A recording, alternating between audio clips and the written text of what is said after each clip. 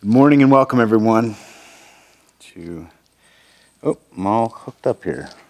Oh, it's so complicated, all these masks. Welcome to the First Unitarian Church of Salt Lake City, progressive voice for liberal religion, community, and dare we even say liberation, right? Hopefully that. A few weeks ago, we told you that we were going to go online for 3 weeks. And COVID has not been as cooperative as we were hoping. So our new, yes, it is like my cousin who has extended his stay too long. No, I'm just kidding. He's not there. I kicked him out. So our new date is February 20th. That is our new date for coming back to in-person services. We'll be doing 9 and 11, barring any unforeseen something. So online until February 20th, when we'll be back here in the sanctuary. But more to come. That said, next week is Commission Sunday, so please tune in. If you're like, what is Commission Sunday?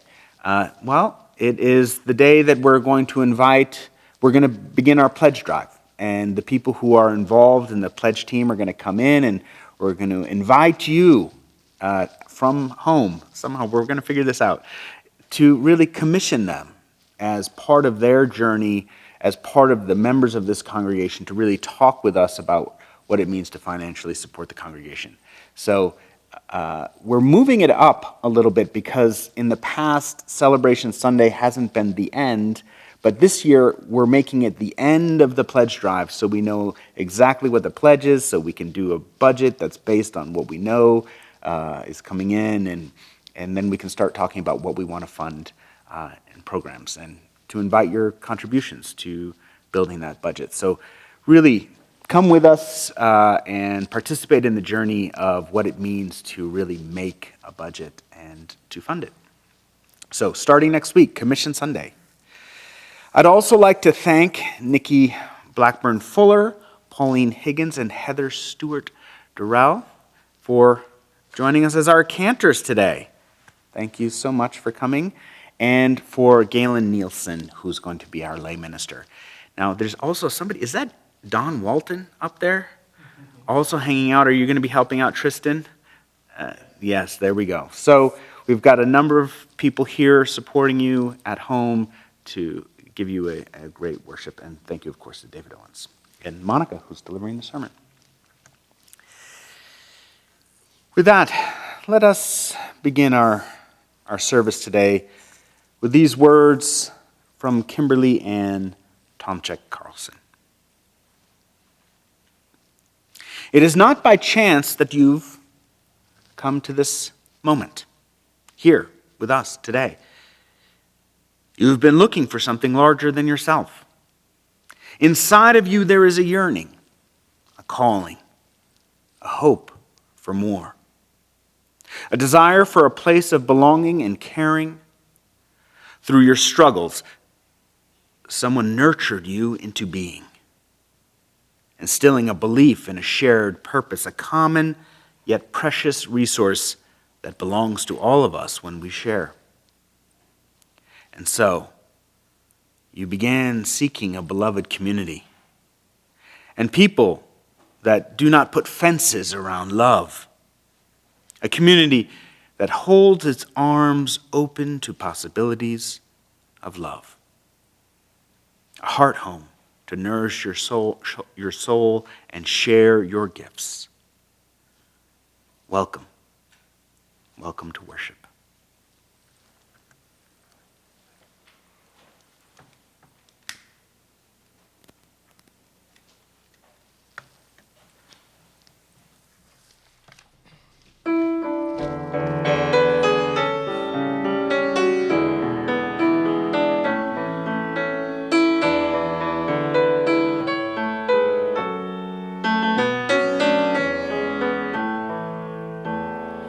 Come sing.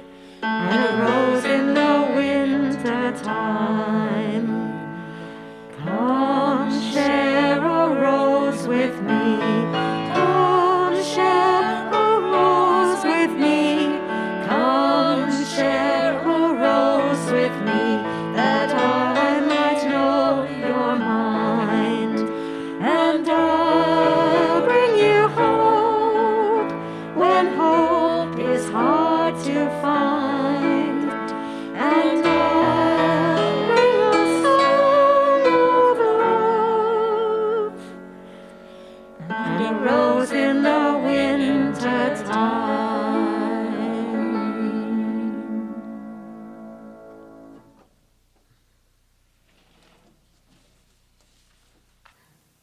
A stunning sculpture called Shorter Than the Day elevates the new LaGuardia Airport to an art space. Though 5 tons, it is airborne and looks light as a feather. The creator, the visual artist Sarah Z., talked about the value of art. She said, "For me, art is sustenance. If you are suffering, art can save your life." This I understand and agree. One day, from this very pulpit, I was speaking at church, and afterwards a lovely woman that many of you know came up to me and said, "Hi, I'm Sue Gary, and when I was a kid, I played Monopoly at your house in Huntington.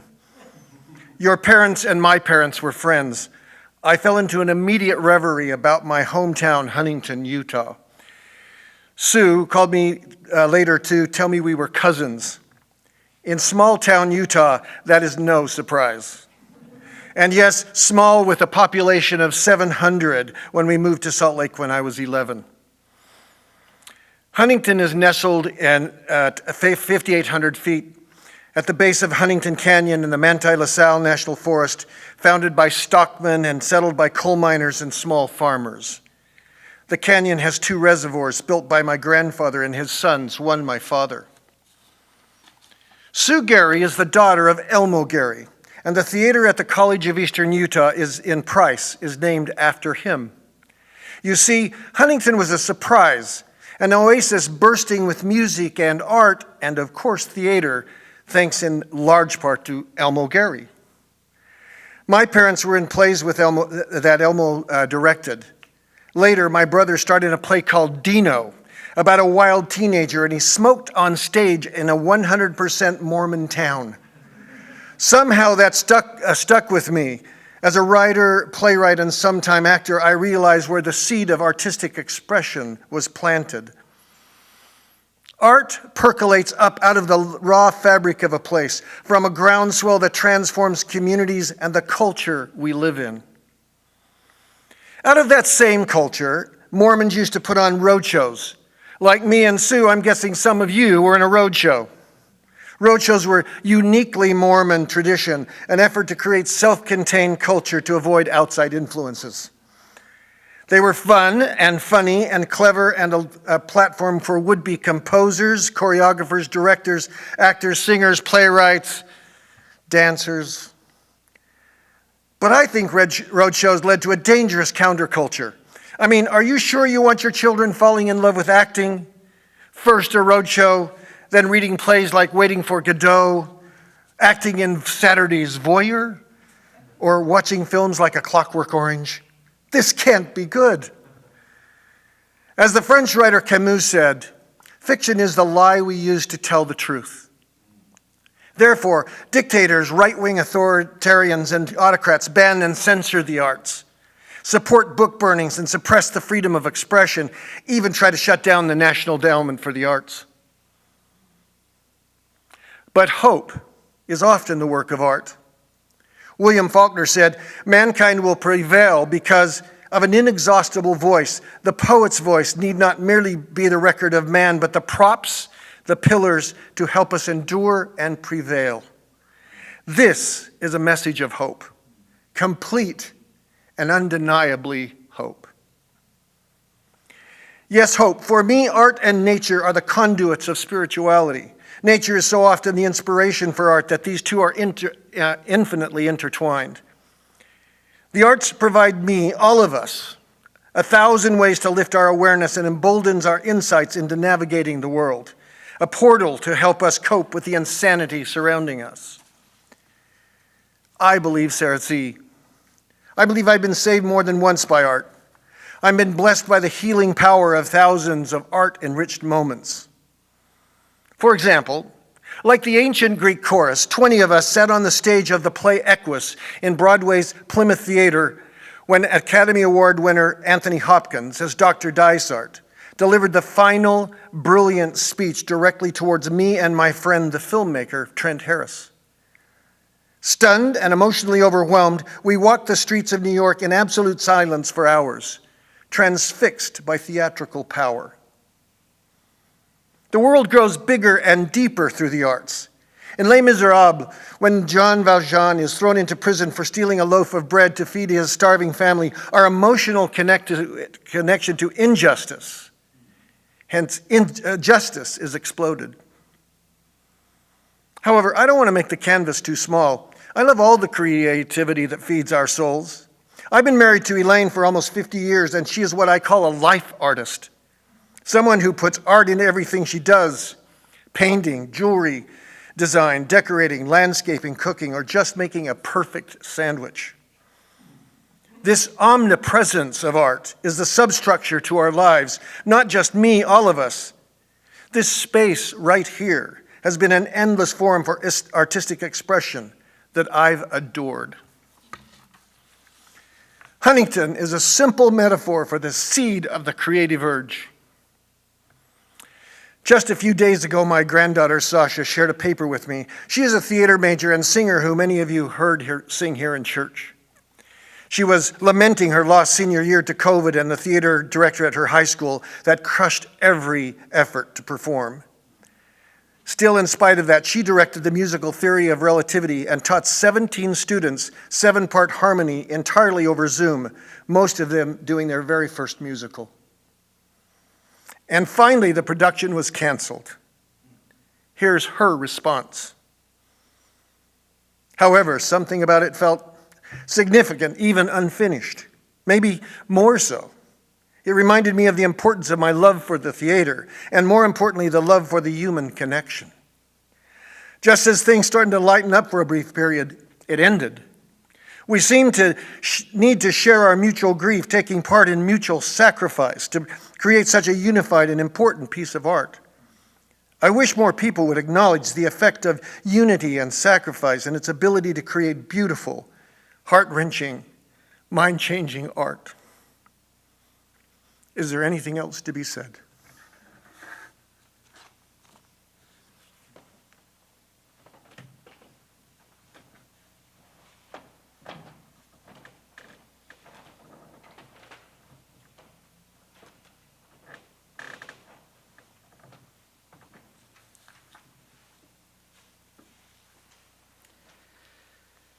Aside from my family, you will find a few images of people on the walls of my home. I have pictures of the Buddha. I have an oil painting of a man I suspect is Jesus, or at least I treat him that way. And I have a photograph of James Baldwin. Hangs by the door. Baldwin is for me a saint. A saint to whom I turn in times of meditation for wisdom and protection and nurturance. He is everything I have ever wanted to be as a man. So I was elated when Netflix released I Am Not Your Negro, a biopic of my hero a few years ago, and it was just as I had hoped it would be. Smart, insightful, melancholic, joyous. And there are many quotable passages from this movie, but the one that has stayed with me for the last couple of years comes from an exchange with another reporter who asks what he sees when he looks into the future of the nation, particularly as it relates to Black Americans. And he responds, "I can't be a pessimist because I am alive." To be a pessimist means that you have agreed that human life is an academic matter. So I am forced to be an optimist. I am forced to believe that we can survive whatever we must survive. But he goes on to say that the future of the nation depends on the willingness of white Americans to face the question of why it has been so important to invent blackness. Now, that's not actually the word he used, but I think you understand what I'm saying. Why is it so important for white people to have a maligned people, a caste system, in order for us to have meaning? His hope for the future of the nation depends not on us proffering an answer, but simply facing the question, why has it been important for us, for the culture, to invent something that is disposable in times of anxiety and disruption for social cohesion and social alignment? His hope for the future of the nation is not founded on politics or diplomacy, but in the moral reckoning that must occur when we acknowledge and accept that we have manufactured disposability and rejection as part of our moral understanding of the universe. Now, it often feels hard enough to get white people to admit that we've done such a thing, let alone dive into the question inquiring as to why we've done it. But if we are to have hope, then it must be grounded in a moral soul searching, not the whirlwind of activity trying to set things right. If you don't know why you've done something, you're bound to repeat it. Now, earlier in the year, we talked about the need for passion as a redemptive value, and that the church, somewhere along the way, became a passionless institution, seeking control and conformity, acceptability and respectability over liberation.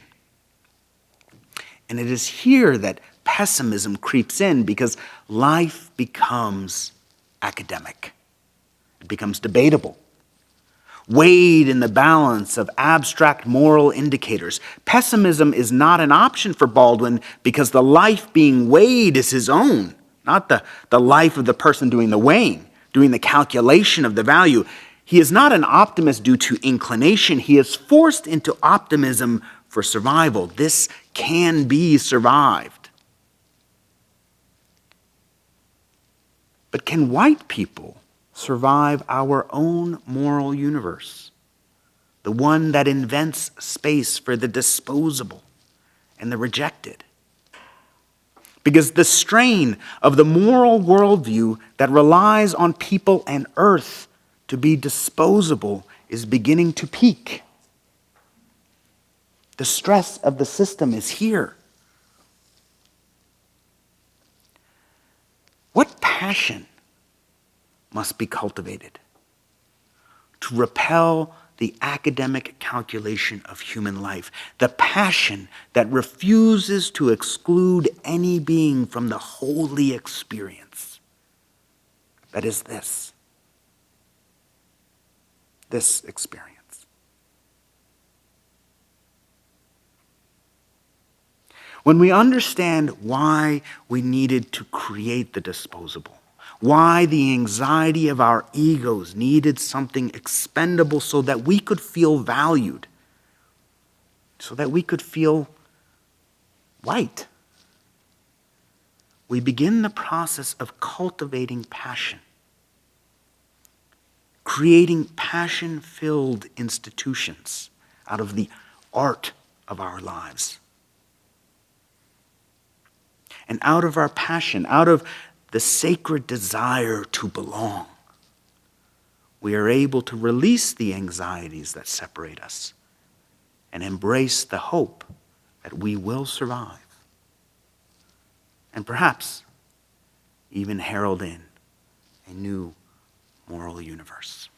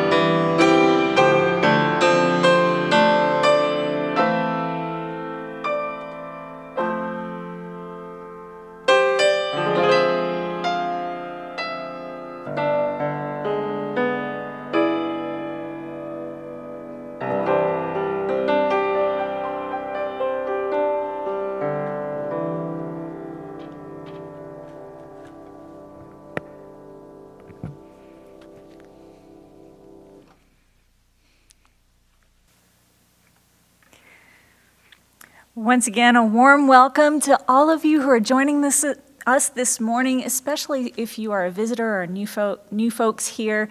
We really are so glad that you're here. Thank you, Gaylan. Thank you, Reverend Ian, for bringing your passion into the pulpit. I can listen to anybody say anything about James Baldwin all day long, so I really appreciate it. Thank you so much. Friends, our church is supported entirely by and depends upon the contributions of our members and friends, so please take this moment to just follow the directions that will show up on your screen to make a contribution to the livelihood of our church. You might also take this moment to drop a word of welcome into the chat.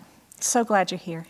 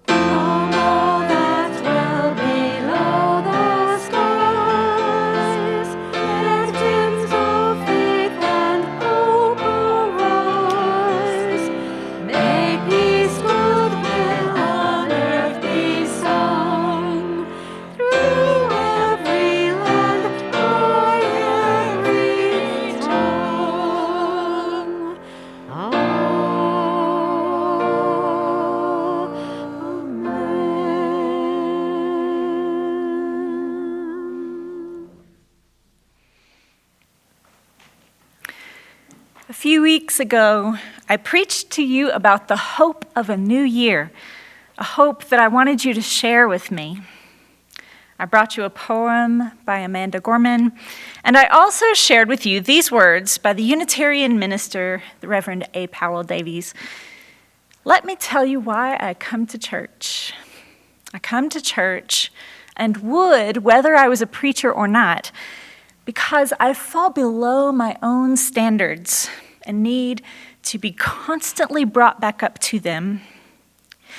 I'm afraid of being selfish and indulgent, and my church of the free spirit, brings me back to what I want to be. I could easily despair. Doubt and dismay could overwhelm me. My church renews my courage and my hope. I must feel again the love I owe to others. I must not only hear about it, but feel it. In church, I do. I am brought toward my best, in every way, toward my best. I love church. Y'all know that, right? I love church. I am the biggest church nerd ever.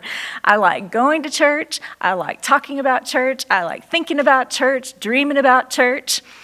Not long ago, we had a new member class, and I asked them to tell me whether they were more spiritual or more religious.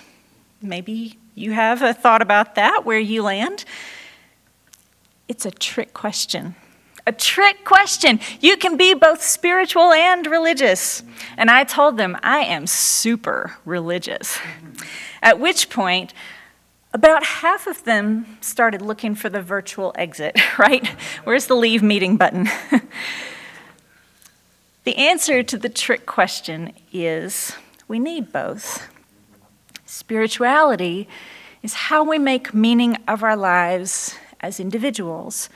And religion is how we make meaning of life together. That's it. That means that some of you are also super religious. And I know you are. I know who you are. Maybe you haven't thought of yourself as a super religious person, but I know because you show up here every Sunday when we're open. You show up to worship. You show up to committee meetings and classes and events because you want to get together with other people and make meaning of your lives. And that's what religion is.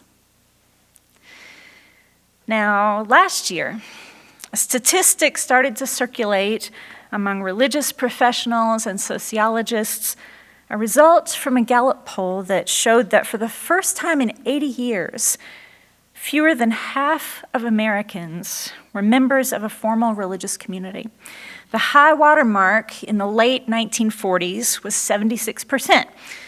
The number today is about 47%. Now, many people will point to the rise of what's called spiritual but not religious as the cause of this trend. But the number of Americans who do not identify with a particular religious tradition is only 21%. That means that much of the loss comes from people who do identify with a religion. They still call themselves Christian, Muslim, Jewish. They just don't want to join a local community. The data shows that people are not giving up on God, nor are they giving up on religion. They're just giving up on institutions, like churches. Why? I can think of lots of reasons, and I'm sure you can too. Recently, I've been listening to this podcast called The Rise and Fall of Mars Hill about a mega church in Seattle that at its peak had 15 locations in 4 states and over 10,000 people watching their services every Sunday. What many people didn't know was that their lead minister, celebrity pastor Mark Driscoll, was involved in bullying, plagiarism, exceedingly poor boundaries in counseling, especially with women who were victims of trauma and abuse, and even trying to game the New York Times bestseller statistics. Well, it was hard for me to listen to this podcast. The Calvinist theology of the Mars Hill megachurch presented God as a bully. I also grew up in a church where God was a bully.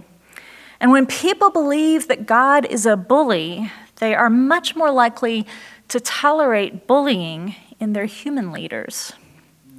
And they're much less tolerant of dissenters who speak up against the bullies. I could identify with the people who spoke up against Driscoll and found themselves abandoned by the church they gave so much to. They had nowhere to go with their grief. Some found their way to other churches. Some became atheists. Many are still in therapy, wrestling with the losses. All are still trying to make sense of what happened to them and what to do with the burden of grief that still follows them. Now, I could just end the sermon right there. People are leaving churches in greater numbers than ever because church people are mean bullies. The end. But that's not the end. I know too many church people, both lay and ordained, who are kind, generous, patient, dedicated, with good boundaries and deep hearts for the work of faith. And you know them too. And I also know that this is not just an evangelical problem or a conservative problem or a Christian problem. Progressives and non-Christians are seeing the same exodus from their institutions, even progressive evangelicals, and yes, that is a thing. It's happening across the board, and therefore it's important to avoid the temptation to blame the retreat of church participation on conservative theology. You know, sometimes even my own faith gets tested. And in those times, I go back and remind myself why I was looking for a church all those years ago after I swore I'd never go to church again. On the surface, I believed I was looking for a place for my daughter to learn about faith without indoctrination. But I stayed for something else. And it was a long time before I understood what it was. It was grief. I needed a place to heal. From the grief of having lost my own faith community, yes, but also just from the daily grief of living in this world. And maybe it was like this for you too. You came here looking for a community of like-minded individuals. I hear that a lot, from newcomers and old-timers alike. Maybe you, like me, were looking for religious education for your kids. Or maybe you wanted to do something to make the world a better place. All these are wonderful reasons and legitimate reasons to join a church. But over time, our reasons change. We stay because this world is so hard. And it's easier to go through it with others than to go through it alone. We encounter grief, often through the loss of a loved one, and we ask this chosen community to help us hold our grief. We need hope, and we turn to the people we know for it, and too many faith communities are not following through on that need.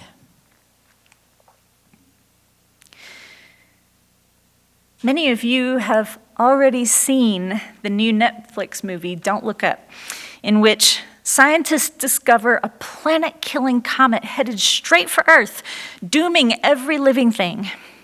And those scientists spend the rest of the movie trying to convince everyone that it's real. I watched it with my daughter after practically everyone I know said, "You just have to watch it." I sort of already knew that the movie was an allegory for climate change. The difficulty scientists have making the data look sexy enough for people to pay attention. The difficulty they've had even being believed at all. The media machine that feeds on celebrity and short attention spans rather than addressing the urgent needs of humanity. All of that is in there. And yet, the movie kind of came across to me as darkly funny, a generation's attempt to manage this catastrophe with humor, like, well, what can you do?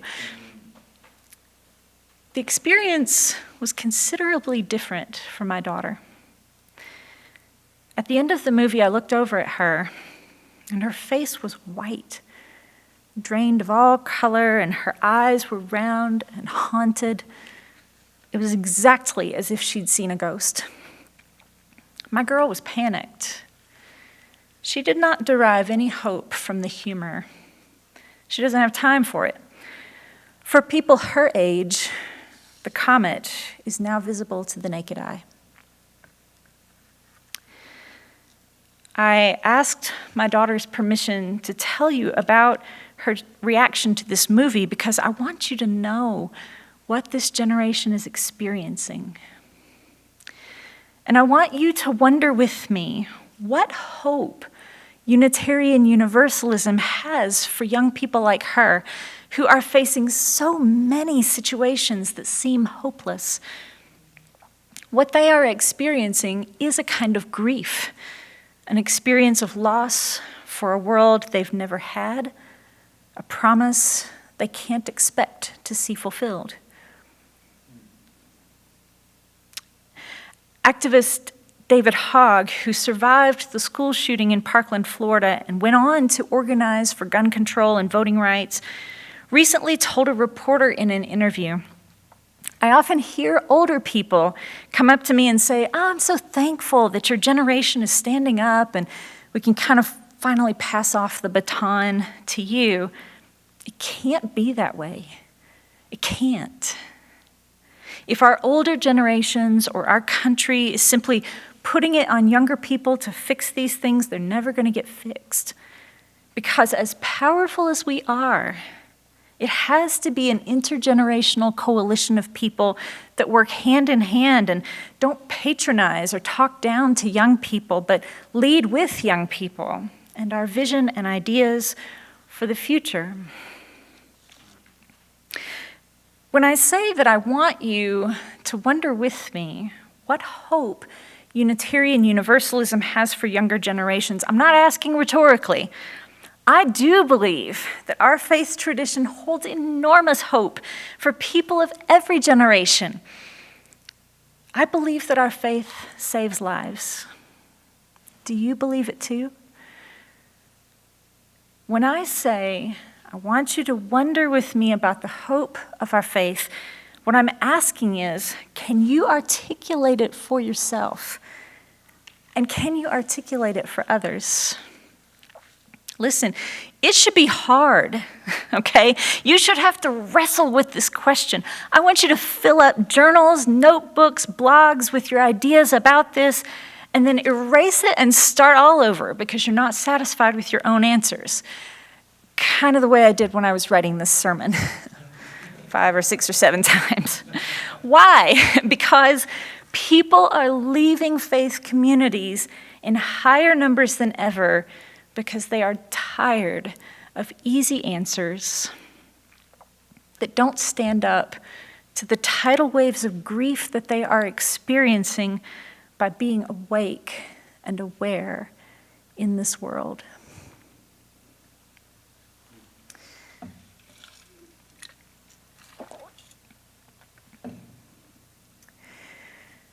The people of Mars Hill Church were told that if they just stuck with it through thick and thin, God would see their efforts and they'd be rewarded in heaven. Someday, everything would make sense. And in the meantime, God was in the driver's seat. But when the facade finally fell apart, the easy answers no longer made sense, and they were left all alone with their grief. Psychotherapist Megan Devine is the author of a new book that's called It's Okay That You're Not Okay. In it, she says that our culture sees grief as a kind of malady, a terrifying, messy emotion that needs to be cleaned up and put behind us as soon as possible. We tend to see it as something to overcome, something to fix, rather than something to tend or support. Many of us who have lost loved ones have had the experience of being unskillfully comforted with empty platitudes like, everything happens for a reason, or this experience will teach you something or make you stronger. We know how much it hurts to hear those things. They make us feel like no one understands us, like we are utterly alone in our grief. It's this faulty belief that grief is an illness, says Devine, that leaves so many grieving people feeling alone and abandoned on top of their grief. Many feel it's just easier to not talk about what hurts. When people come to our church with their grief, we have an obligation to create spaces where that grief is welcomed and witnessed.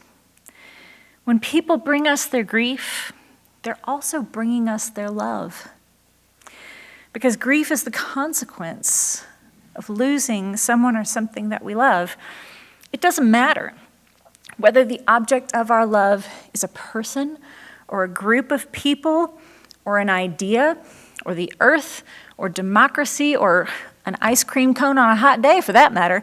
If we love it, we open ourselves to loss and grief. Grief travels by our side at every moment of every day. This is why one of the key strategies for Unitarian Universalists to remain relevant in the world is to be a church with no easy answers, just presence. We must be a people who welcome grief. We must recognize it when it comes dressed as despair. We must recognize it in people who seem unbelievably sunny and optimistic, that grief might be right below the surface.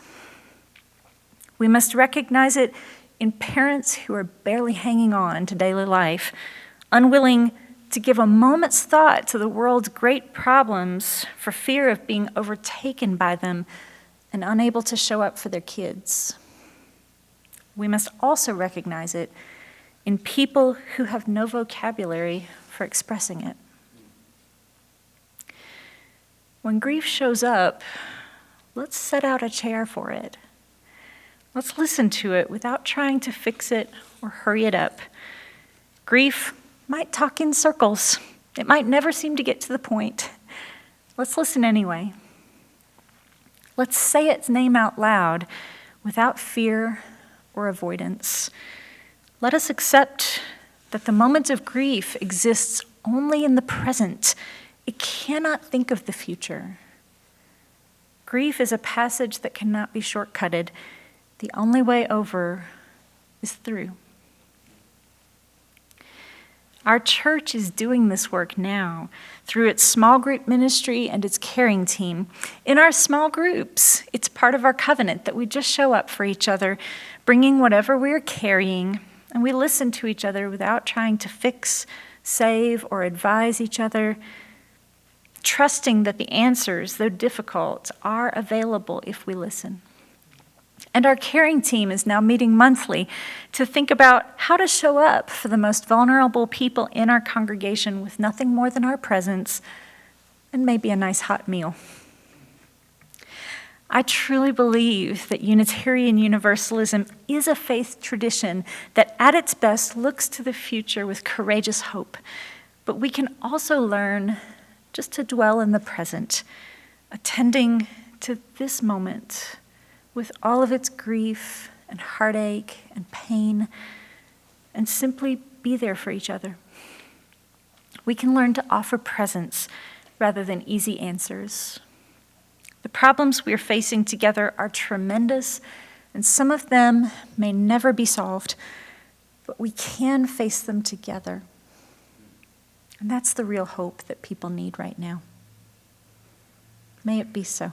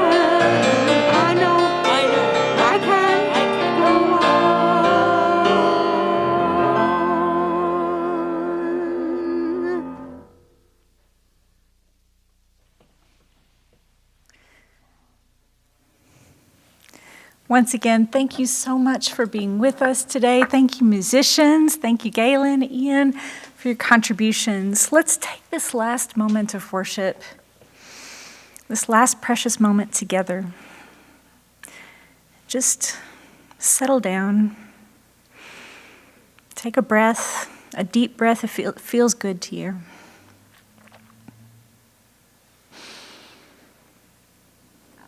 And be grateful for this community that we found, that we create together every day, that has the power to hold our grief so tenderly, to heal each other, to heal ourselves, to heal our world. And be grateful for the hope that is in us, that we share with those around us every day. It's a real privilege and a gift. Mm.